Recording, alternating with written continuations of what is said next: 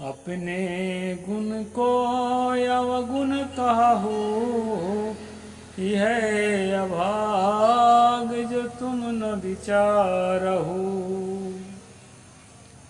कर विचार विकार परिहर, तरन तारन सोय। कहें कबीर भगवंत भजू नर, द्वितीया और न कोय। नमस्कार दोस्तों, मैं अविनाश दास रेशनल कबीर यूट्यूब चैनल में आप सबका हार्दिक स्वागत करता हूं। साथियों, सतगुरु कबीर साहब की वाणी में थोड़ा सा रखा हूं। शुरुआत में सतगुरु ने कहा, अपने गुण को अवगुण कहो, यह अभाग जो तुम न विचारो। साहब ने कहा है कि ये मनुष्यों, तुम अपने सद्गुण को ही अवगुण कहने लगे हो। बहुत बड़ा दुर्भाग्य है कि तुम इस पर विचार नहीं करते, और जो विचार नहीं करते यही जो है अपने गुण को अवगुण कहने का मतलब है। मतलब विचार करना, विवेक करना, तर्क से किसी बात को छानबीन करके निर्णय तक पहुंचना, ये मनुष्य का सबसे बड़ा गुण है। और इसी गुण का उपयोग जो है हम अंधभक्ति में नहीं करते। शास्त्र में लिखी बात, भगवान द्वारा कही गई बात, इस प्रकार की बात जहाँ हमारे कानों में डाली जाती है, तो चाहे जितना झूठ हो उसको हम स्वीकार करते चले जाते हैं। दूसरे लाइन में सतगुरु ने कहा है कि कर विचार विकार परिहर। ये मनुष्य अपने अंदर विचार कर, और विचार करके जो विकार है, जो असत्य हैं, जो झूठ हैं, जो नुकसानदायक गंदी बातें हैं, जो बुरी भावनाएं हैं, उनका जो है परिहरण कर, यानी उनका त्याग कर। और कहा है तरन तारन सोय। वही व्यक्ति जो है अपने आप को तारता है, और वही व्यक्ति समाज का उद्धारक बनता है। वह तुम स्वयं बनो, मनुष्य ही ऐसा बनता है। ये सतगुरु कह रहे हैं। कहें कबीर भगवंत भजु नर, द्वितीया और न कोय। मतलब यहाँ पर भगवंत कौन है? भगवंत वही आदमी है जिसने ऐसा किया है। ऐसे भगवंत की भजन करो, और जो है दूसरा कोई भगवान तुमको नहीं मिलेगा। तो समझ लिए दोस्तों, ये कौन सा भगवान है? ये आप लोग ही भगवान हैं। यानी मनुष्य ही जो अपने को निरख परख करके निखार लेता है, अपने चरित्र को पवित्र बना लेता है, अपने तर्क को इतना ऊंचा उठा लेता है कि उसके द्वारा जो भी निर्णय मिलता है वो प्रकृति के नियमों के अनुरूप मिलने लगता है, और जो है उसके द्वारा जो भी काम होने लगता है वो काम जो है लोगों के लिए हितकारी होने लगता है, मंगलमय होने लगता है। तो ऐसी स्थिति में पहुंचा हुआ आदमी ही भगवान है। ऐसी स्थिति में पहुंचा हुआ ही भगवान तथागत बुद्ध है। ऐसी स्थिति में पहुंचा हुआ आदमी ही भगवान स्वामी महावीर है। और ऐसी स्थिति में पहुंचा हुआ व्यक्ति ही सतगुरु कबीर साहिब है। दोस्तों, तो भगवान होना एक स्थिति है। भगवान होना जो है तृष्णा का भग्न करना। वान माने तृष्णा, और भग्न करना, तृष्णा का भग्न करना। ऐसी अपनी जो है चाहना, तृष्णा, कामना में लिपट करके हम जो अन्याय अत्याचार करते हैं, दूसरे के लिए बुरा सोचते हैं, तो उसके जो जड़ में तृष्णा है, कामना है, उसको अगर हम उखाड़ फेंकते हैं, उसके बस में हम नहीं होते हैं, वैसी स्थिति में दोस्तों मनुष्य ही भगवान होता है। ये पद का अर्थ है। अब ये पद जो है मनुस्मृति की स्ट्रीम में मैं क्यों रखा हूँ, इसका भी कारण बता देता हूँ। धर्म के नाम से चलने वाली ऐसी ऐसी बातें हैं दोस्तों, जिनको हम गांठ बांध के रूढ़ बन जाते हैं, अंधभक्त बन जाते हैं, फिर उससे 1 इंच इधर का उधर नहीं हो सकते। उसके लिए हमको मारना पड़े तो मारते हैं, और मरना पड़े तो मरने के लिए तैयार हो जाते हैं। इसलिए मैं इस बात को रखा। और अब हम 4थे अध्याय पे चल रहे हैं। कल मैंने बताया था कि सील वृत्ति जो होता है, सिलोंच वृत्ति जो होता है ब्राह्मण के जीने के लिए, कि खेत में जो है हार्वेस्टिंग के बाद जो अन्न गिरा रहता है, अन्न का बाल, उसको इकट्ठा करके खाए या भिक्षा मांग के खाए। और कहीं कहीं पर हमने आपको बताया कि खेती किया जा सकता है, और कहीं कहीं पर खेती करना पाप है, ऐसा जो कहा मनु ने उसको भी मैंने कल तक आपको बताया था। अब आज बात करेंगे दोस्तों जीवन जीने के लिए जो तरीके बताए हैं। हालांकि इसमें बहुत सारी बातें हैं। इसमें यह भी कहा है नेहेतार्थान प्रसंगेन ना विरुद्धेन कर्मणा ना विद्यमानेष्वर्थेषु नार्त्यामपि यतस्ततः। गाने बजाने की वृत्ति से या शास्त्र विरुद्ध कर्म से धन प्राप्त ना करें। ब्राह्मण को गाने बजाने की वृत्ति से धन प्राप्त नहीं करना है। संक्षेप में मैं इस बात को पहले ही कल ही बताया था कि आज फिल्म इंडस्ट्रीज में जितने गाने वाले, बजाने वाले, नाचने वाले और फिल्म बनाने वाले हैं, उनमें कम से कम 80% लोग जो है ब्राह्मण ही मिलेंगे आपको। जबकि यहाँ मनु ने इस प्रकार के पेशा को पाप बताया है, और वही लोग मनुस्मृति को संविधान के रूप में लागू करने के लिए सबसे ज़्यादा उत्साहित हैं। तो मीडिया कर्मी महिलाएं भी इसके लिए सबसे ज़्यादा उत्साहित हैं, और वो लोग भी जो है इसके नियम के विपरीत हैं दोस्तों। तो यहाँ पर जो है विपत्ति में जिससे तिससे अर्थात पतितों से द्रव्य न लें। अगर विपत्ति काल भी आए तो जिस किसी से पैसा नहीं लेना है, जिससे जो है निर्धारित है उसी से ही पैसा लेना है, ऐसा जो है मनु का आदेश है। आगे चलते हैं दोस्तों, कुछ श्लोकों को हम छोड़ देते हैं, कारण कि यहाँ कचरा श्लोक बहुत हैं। कहाँ टट्टी करना है, कहाँ पेशाब करना है, किधर मुंह करना है, किधर पीठ करना है, ये सारी बातें इसमें है जो उस युग के लिए हो सकता है किसी काम का रहा हो, लेकिन आज ये किसी काम के नहीं है दोस्तों। इस तरह से श्लोक भरे पड़े हैं इसमें। अब हम जो है ना आगे बढ़ते हैं और कोई ऐसा श्लोक को ले लेते हैं जो आज के हिसाब से किसी काम का हो। दोस्तों मैं आपको सुना देता हूँ। कहाँ पर पहुँचे हैं? गाने बजाने की बात तो मैं बता ही दिया कि गाने बजाने का काम अच्छा नहीं है, और ये जो है शास्त्र सम्मत नहीं है।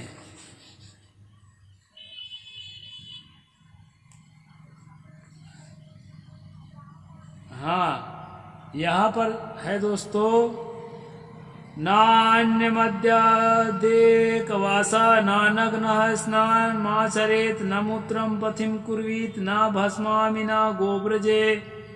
एक ही वस्त्र पहन करके भोजन न करें, नग्न होकर स्नान न करें, रास्ते में राख के ढेर में या गौशाला में मलमूत्र न करें। हालांकि ये श्लोक भी काफी काम का नहीं था, लेकिन मैं इसलिए रख दिया दोस्तों कि मैं कबीर संस्थान इलाहाबाद में था तो इस प्रकार की बातों को पालन करते हुए देखा था। तो कुछ न कुछ मनुस्मृति का प्रभाव है। वहाँ भी जो है ये ऊपर वाला कपड़ा है ना, ये पहनना जरूरी लिखा है। केवल नीचे वाला कमर में कपड़ा पुरुष भी पहन कर ना रहे। तो इसमें मेल खाता है, इसलिए मैं बता दिया। और जो है नग्न होकर स्नान न करें। वैसे अकेले में कोई नग्न होकर करता भी है स्नान, लेकिन इसमें मना है दोस्तों। रास्ते में या राख के ढेर में या गौशाला में मल मूत्र न त्यागें। वैसे इस तरह से काम कोई नहीं करता, लेकिन यहाँ लिखा है तो ठीक है। आगे चलते हैं दोस्तों। ये न है, आपको मैं 45 नंबर का श्लोक बता दिया। अब एक और बता देता हूँ, श्लोक नंबर 53। इसमें कहा है, नाग्निम मुखे नोपधा में अग्ना नेच्छेत ना स्त्रियम ना मेध्यम प्रति दे दग्नो ना पादव प्रतापेत। आग को मुंह से ना फूकें।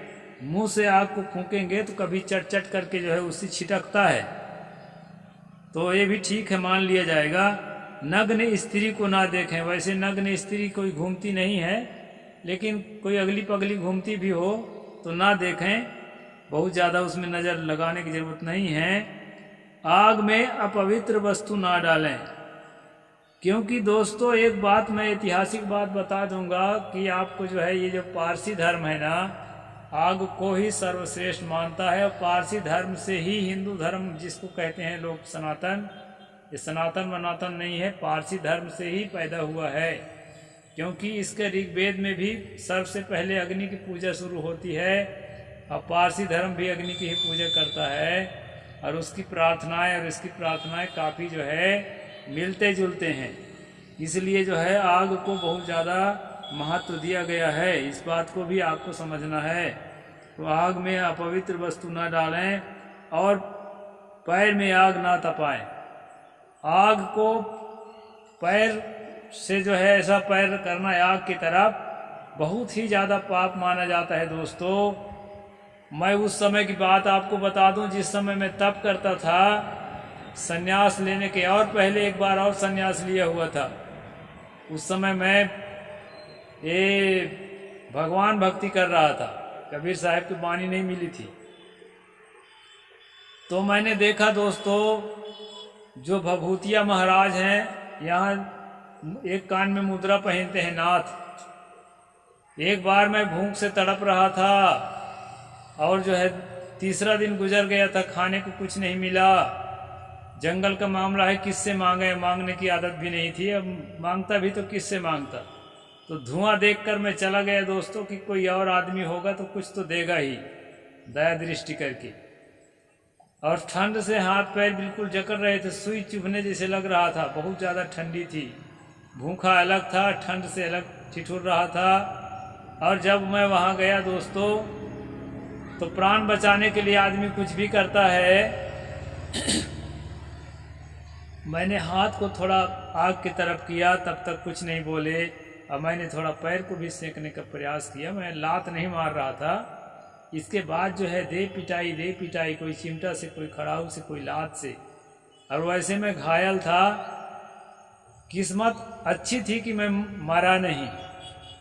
और वहाँ से दोस्तों धक्का मार के मुझे भगा दिया गया।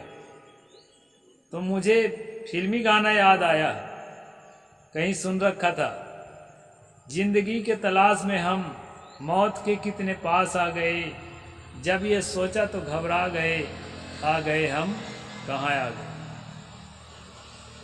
तो वहाँ से दोस्तों किसी तरह से मैं प्राण बचा के भगा।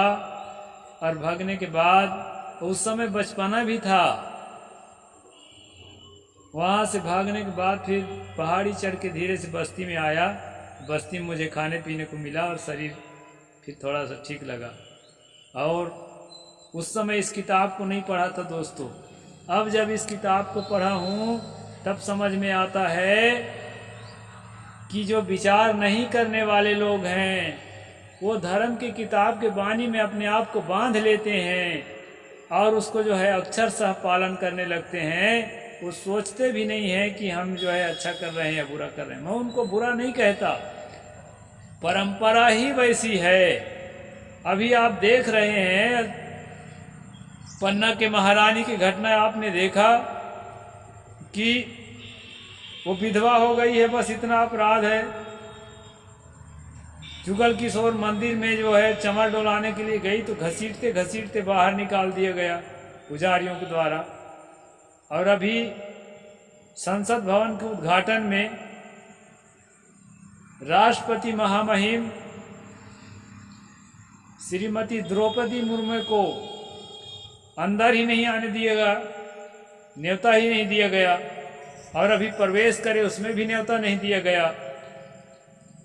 फिर जो है एक जगह आपने देखा होगा समाचार में, उसको जो है बाहर रेलिंग के पास खड़े होकर के हाथ जोड़ के खड़ा रहना पड़ा, वहीं से प्रणाम करना पड़ा देवता को, अंदर नहीं घुसने दिया गया। तो ये क्या है? ये दोस्तों हमारे दिमाग में धर्मशास्त्र की बातें राज करती हैं कि वो आदिवासी है जाति का, फिर दूसरे नंबर पर महिला है और तीसरे नंबर पर विधवा है। विधवा को इतना अमंगलकारी माना गया है कि कहीं भी शुभ कार्य होता हो वहां पर उसको दूर रखें, नहीं तो शुभ कार्य में विघ्न पड़ जाएगा। अशुद्ध हो जाएगा अनुष्ठान। इसलिए दोस्तों ये सब अत्याचार अन्याय होता है और ये सब के जड़ में है ये धर्मशास्त्र। तो आप सब इस धर्मशास्त्र को समझें। छोटी छोटी बात देखने में लगती हैं, लेकिन ना ये छोटी छोटी बातों में बंधे हुए लोग ना जाने कैसे कैसे हिंसा हत्या करने के लिए उतारू हो जाते हैं। इसलिए जो है इन बातों को हमें ठीक से समझना है और अपने मन को इतना मांझना है कि इस तरह के रूढ़ी बातों को लेकर के यहाँ रजस्वला स्त्री के साथ क्या करना है और कैसे स्त्री के साथ कैसे शारीरिक संबंध करना है इत्यादि बहुत सारी ऐसी बातें हैं जो बताने योग नहीं है दोस्तों। और ये सब चीज़ों को मैं छोड़ दिया हूँ। आगे कल हम दूसरे विषय पर चर्चा करेंगे। आज जो है मैं ज़्यादा चर्चा नहीं करूँगा। खास बात मैं इतना कहना चाहूँगा कि हम धर्मशास्त्र के बातों में बंधे मत। धर्मशास्त्र जो है हमें किधर ले जाएंगी। और सबसे बड़ी बात तो आपको ये कहना चाहूँगा कि ये जो धर्मशास्त्र है ना, ये हमारे जैसे मनुष्यों का लिखा हुआ, कहीं आकाश से कुछ नहीं आता, न कहीं कोई ईश्वर परमात्मा नहीं बैठा है। इसलिए जो है आप भी लिख सकते हैं और आप भी जो है उसको लोगों द्वारा मान्यता ले सकते हैं, अच्छे वैज्ञानिक बुद्धि से मान्यता ले सकते हैं, ताकि जो है आने वाली पीढ़ी भी उसको पसंद करे।